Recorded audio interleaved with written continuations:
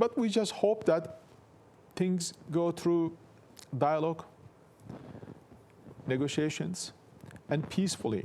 We don't want to see any need to resorting to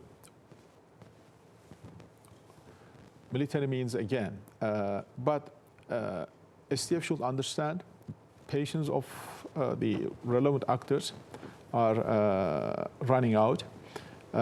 So they should come to a place where their commitment to agreement of 10th of March should be honored. Everybody expecting from them to honor that agreement without any delay and without any twisting, because we don't want to see a deviation from this agreement. Well, for more on this, let's bring in security analyst and non-resident fellow at the Atlantic Council, Omer Ozkizilcik in Ankara. Omer, how would you evaluate Hakan Fidan's words there regarding the integration of SDF to Syria, especially his words about the patience of relevant parties running out?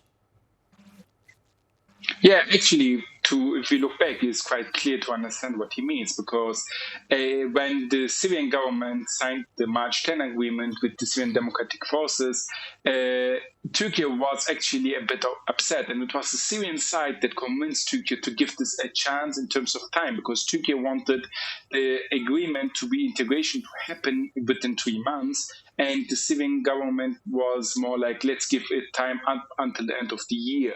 And after the Syrian government, Damascus, convinced Ankara, we see now that the agreement has still not been implemented, and Turkey's patience is running out. Similarly, the Syrian government's patience is running out.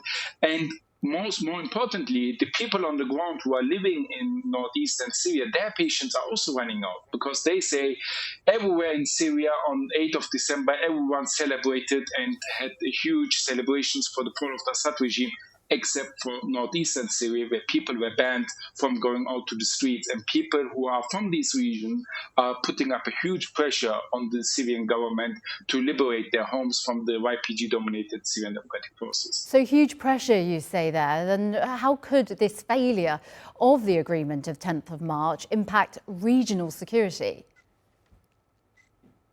Yeah, I mean, we have yet to see if it will fail, because the Syrian government has sent a final offer to the SDF.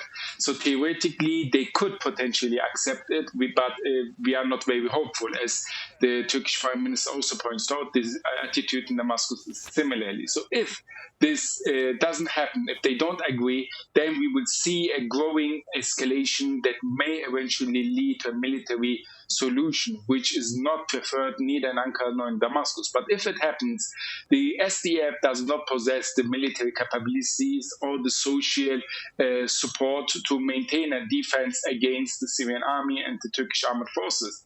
But here, Israel may come in, and this is the main danger geopolitically. What will happen if Israel decides to bomb Damascus once again, as they did in June, July, when there were escalations in Syria south with the Druze militias and the Syrian government forces? So if Israel directly intervenes, will we see Turkey and Israel on opposing fronts? Will there be eventually some direct Turkish-Israeli escalations or tensions happening on the ground or in the air over Syria? So this is a major risk that no one can for sure guarantee what the Israelis may eventually do. And precisely, what does Syria's territorial integrity mean for Ankara? I mean, for Ankara, it's quite clear. Turkey has a very clear and robust policy regarding the Middle East. Turkey wants strong states, strong central governments, and stability. And for every state to preserve its territorial integrity. This is a regional policy, because Turkey believes that the rhetoric around dividing countries, establishing federal systems in the Middle East are all tools for foreign powers to weaken the region. And this is the first. Secondly, Turkey is next door to Syria, so any division in Syria, any partition or separation of Syrian territory would have direct impact on Turkey and its security. Because let's be clear, when it comes to the demographics of northeastern Syria, we have a small territory which is predominantly Kurdish. So the majority of these areas are Arab, but the Kurdish areas, they are just part of the Kurdish communities inside Turkey. So there is the demographic, tribal, language, linguistic linkage between the Kurds in Turkey and the Kurds in Syria. For instance, in Iraq, there isn't the same situation. There are many differences because of historical aspects and the mountainous region. But in Syria, it's basically a border drawn on the map by colonialist powers in the past during the First World War that is separating these people from each other. And therefore, if there is a change of territorial integrity in Syria, it will have direct impact on Turkey. And the last 14 years have shown actually that anything that's happening bad and that's contributing to instability in Syria has at most and mostly affected the Turkish state. Okay. And Turkey has been, over the last 14 years, the most affected by the Syrian civil war, except for the Syrians. Okay. Omer Ozkizilcik, we really appreciate you taking us through that. Thank you.